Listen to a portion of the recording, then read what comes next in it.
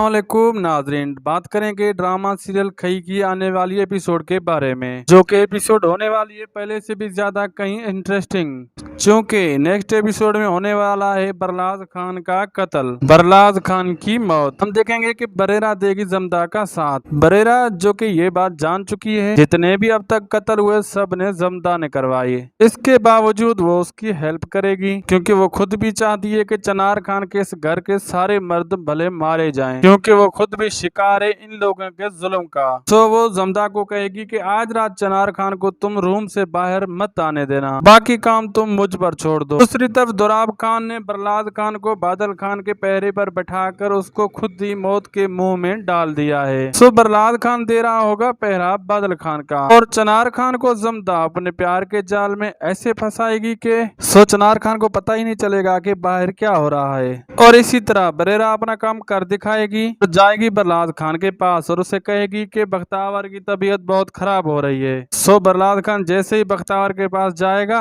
और फिर बरेरा जाएगी बादल खान के पास और उसे कहेगी कि मुझे जमदा ने भेजा है तुम्हारी मदद करने के लिए, सो तुम यहाँ से भाग जाओ। बादल खान वहाँ से निकल कर कहीं वहीं करीब झाड़ियों में छुप जाएगा। सो फिर जब बरलाज खान पहरा देने के लिए आएगा, सो बादल खान पीछे से हमला कर देगा और उसे जान से मार देगा।